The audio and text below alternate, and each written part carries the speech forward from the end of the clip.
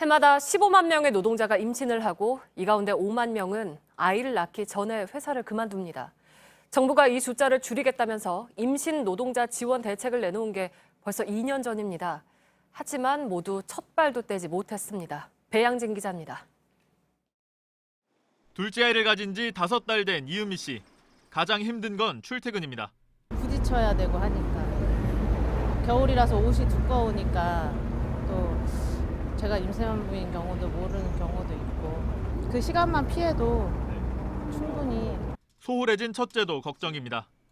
큰 맘을 먹고 정부가 2년 전 발표한 근로시간 단축을 신청했지만 자격이 없다는 답이 돌아왔습니다. 당연히 이제 될 줄 알았죠. 2주나 2달 전에 얘기한 것도 아니고 차라리 발표라도 안 했으면 기대라도 안 했을 텐데. 정부가 발표한 대책들은 2년이 지나도록 제자리 걸음입니다. 육아휴직을 임신 중에도 나눠 쓸 수 있게 하고 임신한 기간 동안 근로시간을 줄여 일할 수 있게 하는 법안은 지난 5월과 6월에야 발의됐습니다. 하지만 상임위 문턱도 넘지 못했습니다.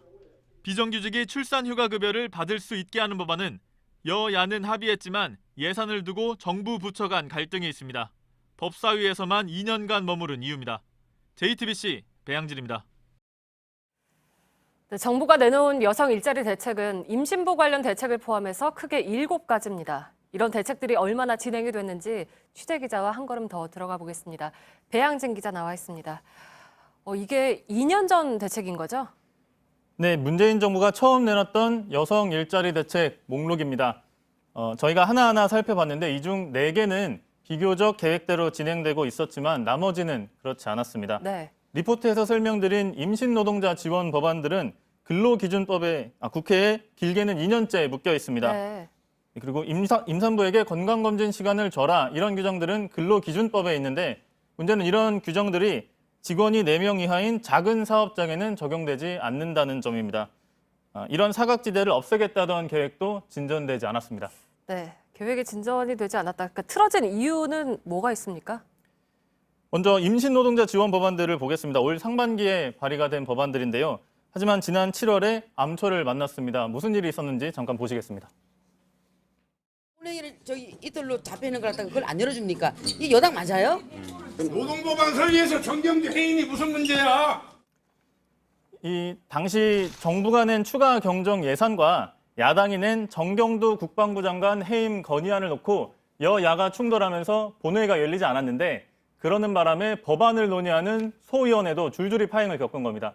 이때 논의가 될 수 있었던 법안들도 결국 해가 넘어가도록 상임위조차 통과하지 못했습니다. 네. 근데 이게 또 국회 탓만 있는 거는 또 아닌 거죠?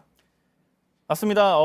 앞서 말씀드린 임산부 건강검진 같은 제도는 정부가 시행령만 고치면 됩니다. 네. 하지만 정부가 정책 연구를 늦게 맡기는 바람에 1년 정도 늦어졌습니다. 고용노동부에 이게 왜 늦어졌냐 이유를 좀 물어봤는데 네. 업무가 과중하다 보니 내부 검토가 늦어졌다 이런 답변이 왔습니다. 네. 근데 이제 성과가 또 아예 없었던 것도 아니잖아요.